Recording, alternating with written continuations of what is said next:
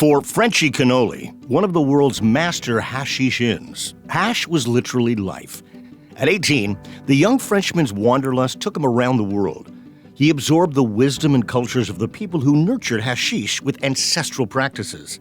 Frenchy once wrote of that youthful global crash course, traveling to distant places in the late 1970s and throughout the 1980s, visiting historical ruins and museums, learning traditions and sharing the local life, always seeking new experiences, feeding on the newness each culture presented. It was all I had dreamt about as a child, and then some. I realize today how much trust and respect was given to the clueless but eager youth I was, he said. I shared the life of local farmers from North Africa to the feet of the Himalayas, in India and Nepal, with only my passion for cannabis resin to open doors. It's simple to make hash. It's really simple. But the dedication, the love, and the study that you have to put behind to be able to really make it, very few people actually do it. Cannoli, a pseudonym given to him because of the pastry-like way he rolled resin, died in July at age 64 of complications from surgery. It was a profound loss to the cannabis community, particularly the traditionalists who revere the plant's rich history. He was a friend of Grow Up and shared his wisdom with us. Of course, the circuit that was Frenchy Cannoli's life had a return trip. The last act of his life saw him carrying his aficionado spirit and practices to Western countries via his workshop, The Lost Art of the Hashishin. Serious cultivators and home growers alike in Spain, the Netherlands, Canada, and the U.S. learned from the master about trichomes and the art of harvesting cannabis resin glands.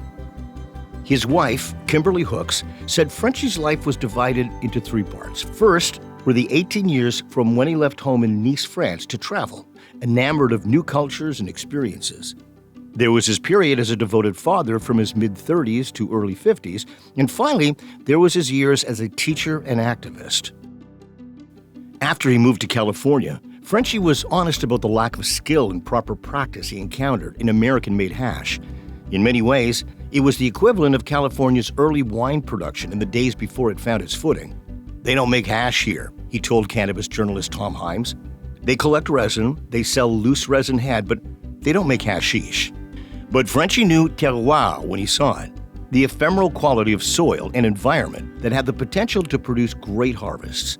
He collaborated and experimented with local growers in California's Emerald Triangle, and the hash that carried his name was legendary. He was royalty at the annual Emerald Cup, though he never submitted his hash to competitions. He felt that his product and the American version were apples and oranges, and he objected to the long-time lack of standardization of judging criteria. Nonetheless, he loved to attend the various cups and share his hash with everyone using his trademark six-hose hookah. Meanwhile, Frenchy continued to push for progress in his field, supporting post-legalization public education and working to develop hashish grading standards. Frenchy also supported regional growing certifications for cannabis production based on d'origine contrôlée rules that protect the integrity of French wines. He was a founder of the Cannabis Evaluation Protocol, used in the Janvier Sommelier training course. Near the end of his life, Frenchy co-launched an open-source study on the subtle transformation of aged hash. The Trichome Research Initiative partnered him with Cannabinerd Consulting and Canada's High North Labs. Its research continues as his legacy. It is with pride and deep emotion that Grow Up posthumously honors its most deserving Grower Hall of Fame inductee, Frenchy Cannoli.